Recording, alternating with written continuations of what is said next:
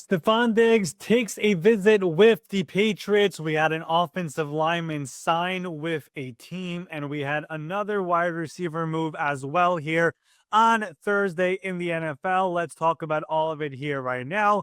NFL Spotlight starts now.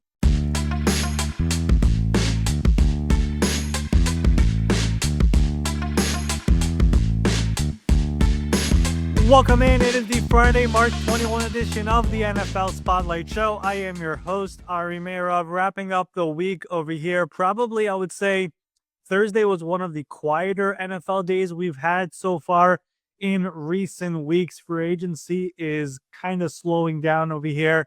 Of course, we have the draft coming up in a little bit over a month. I would say next week we'll start talking more about the draft. I might as well give the heads up now. We're going to pick up over here with the Tuesday Spotlight guests once again. We took a little bit of a break here the last couple of weeks because it was so busy and so much going on, but that will be coming back over here starting next week, most likely. But let's talk about some of the things that happened over here on Thursday in the NFL. I said it was quiet, but we still had some action. Let me bring in my good friend Ben Allen. Ben, what is going on? How are you? How's everything going? What's going on, Ari? Yeah, like you said, things have definitely slowed down here in the offseason. I still knock on wood to make sure when we record that we don't have something breaking afterwards. But the NFL doesn't fully sleep. So there's still some star players out there on the free agent market, guys that everyone is familiar with. And on the last couple of days, we've seen some of that stuff picking up a little bit. One of those guys is Stefon Diggs. Stefon Diggs had a meeting with the New England Patriots. They obviously are looking for a top receiver for Drake May to be able to have a guy that he can go to. Now, Diggs is coming off the ACL tear. A lot of teams have kind of been down on him, so he's not getting as much attention as he would maybe typically a couple of years ago. So he visits, he goes there, has dinner, does a physical, he leaves with no deal. Does this mean that this isn't going to happen at all with the Patriots, or is this more just they're going to try to work through options before an offer is made?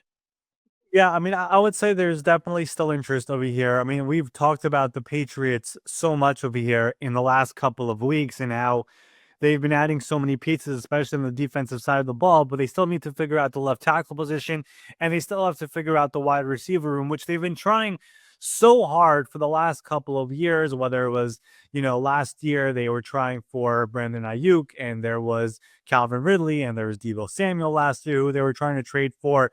This year, they make the big offer for Chris Godwin, and of course, he turns his back and says, no, I'm going to go back to Tampa Bay. And the only receiver really they've signed so far here this offseason has essentially been Mac Hollins. So it's like we got to get that next guy who is going to be that big name veteran receiver who could be the guy in the room with everybody else and show them how this is all done. So there are a bunch of guys out there who are in their 30s. You mentioned Diggs who took the visit, but Keenan Allen is out there. Amari Cooper is out there. Brandon Cooks is out there. Tyler Lockett is out there. There are guys out there who are available, but Diggs is the first one who actually comes in for a visit. And I think he's the one who actually needs a visit because you mentioned it. He tore his ACL non-contact injury in late October of this past season, and he is still recovering from that injury. So the idea of coming in for a visit, it's also about let's get to know the player. Does he fit the culture? Is he somebody who could, we've heard the rumors out there of him being a little bit too much at times. He's very, very competitive. So that element of it, does he fit over here with Drake, man? Then, of course, it's also figuring out where are you with this injury? Will he be ready for the season opener, or are we talking about maybe starting the year on the PUP list? So all these different things had to be done over here. When he took that visit, it was reported Wednesday night he got in, Thursday all day he was there, and he leaves without a deal. And essentially now it's going to be more of let's stay in contact and see where this goes. But it's no secret that the Patriots need another receiver, and they've been looking to add a veteran one, like I said, for the last 2 off seasons now. So we'll see what happens here with Stefon Diggs. He is somebody who has been paired up with young quarterbacks in the past. Of course, when he was traded to the Bills, that was before MVP Josh Allen became MVP Josh Allen. And last year, of course, he was with CJ Stroud. And before that injury, he was top 10 or top 7 in the NFL in reception. So he was a big deal in that offense alongside Nico Collins. So he still very much has it in him. But of course, coming off this injury and at his age and the money he is likely looking for, you want to make sure you check off all the boxes over here. But just while we're talking about Diggs, I might as well mention the other receivers out there who are available. The market for those guys right now is just not where they're expecting it to be. I mean, I've heard from Keenan Allen, not much interest out there.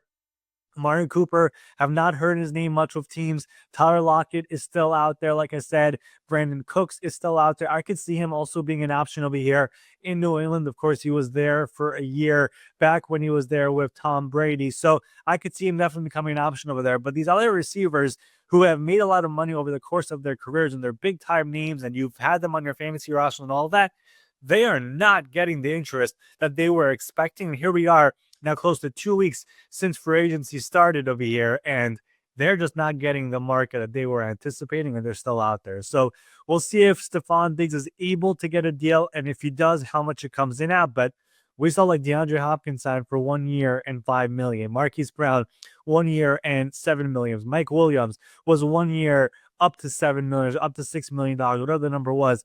That is kind of where the market is for some of these guys right now, and they are just not happy about it, and they're not willing to touch those offers right now. So a very, very interesting situation has been developing over here with all these big name receivers. Obviously, Diggs has had a whole lot of success throughout his career, and he's only played in 3 spots: Minnesota Vikings, Buffalo Bills, Houston Texans. Texans obviously gave up some draft capital to be able to acquire him this past season. Could you see him reuniting with any of those teams, including the Houston Texans? I don't see the Buffalo Bills bringing him back simply because whenever you were, first of all, we know the relationship with him and the organization at the end. I wouldn't say it was fractured, but it wasn't in the best place in the world. But also, I think the Bills kind of liked what they did last year with having a bunch of different guys there who are not the 1A guys. So I don't see Buffalo coming back. Houston, I mean, we have Nico Collins there. They have traded for Christian Kirk. So I think Christian Kirk is essentially going to be their replacement of a year for Stefon Diggs. So I would be surprised. Tank Dell did suffer that catastrophic knee injury, and he's expected to miss this entire upcoming season, most likely. So I guess maybe the door could be cracked open a little bit over here, but I just don't see I would be surprised, I would say, of Stefon Diggs going back to Houston. They definitely not shut the idea down. Nick Casario did speak to reporters and left the door open, but I don't think you do that Christian Kirk trade. I don't think you're in it for Deebo Samuel the way they were before he was traded to Washington if you want to bring back Stefon Diggs. So I don't think he ends up back in Houston. I think he's looking for a new home. And so far, the only team we've heard is the New England Patriots. All right, let's go ahead and move on to maybe the top remaining offensive lineman. He's come off the board. Obviously, not a particularly strong free agent class with all these guys, but nevertheless, Teven Jenkins is signing a 1-year contract with the Cleveland Browns. It's a former second-round pick. His career got off to a little bit of a slow start there with the Chicago Bears. He's out of there now, going into Cleveland. He's become a serviceable player. We don't know the exact amount of money that is being invested into this deal as of this recording, but one can assume it's probably relatively affordable. So are you surprised that the Cleveland Browns are the team that he's going to be going to and not a team that is maybe competing and wants to have a little bit more of an insurance policy there on the line? Because the guy is only 27 years old. Yeah, I don't have the exact numbers here, but I was told that this is a deal that does not have significant money, and we're talking about more incentives if he does play. Now, I was also told, and I checked in on this because I was surprised it was the Browns simply because Joel Bitonio, who was considering retirement, announced he's coming back. Then Wyatt Teller is their other guard, the multiple-time Pro Bowler, and I was told he's fine and sticking on the roster. So this essentially is going to be a backup position over here for Teven Jenkins. And, he did have a visit with the Seattle Seahawks, who are in dire need of interior offensive line help. Clearly, they did not like what they saw. Again, the price point here for Teven Jenkins, what he signed in Cleveland was not a lot. Like, I'll make that clear right now. So clearly something about Seattle, they didn't like it there. The Bengals have been looking for interior offensive line help. I did not get the sense that there was significant interest in Teven Jenkins here. So his market clearly was not what he was expecting. And he's had an issue with injuries really ever since he got to the NFL. There have been some lower leg stuff. There was a back injury, which was very significant as well at the beginning of his career in Chicago. So he's missed a lot of times over the course of his 4 years in Chicago. This past year was essentially the most he has played. I believe he played in 14 starts he had there in Chicago this past year, if memory serves correctly over here. So this past year was really the most that we've seen at him. And he thought, and his camp thought, as a result, that he would have a better market than this. But no, he does not, and he signs over here in Cleveland. But you mentioned the other two teams. I mean, I mentioned the other two teams. Cincinnati, Seattle. Both those teams are looking for interior offensive line help over here. I mean, the guys who are available, Dalton Reisner, Brandon Scherf, like those are your top guys. Lucas Patrick is taking a visit with the Bengals over here today, actually. He has played all three interior positions, so I could see them having interest in him. But I thought Teven would have a better market, but I think he's somebody who has to pull together another healthy year.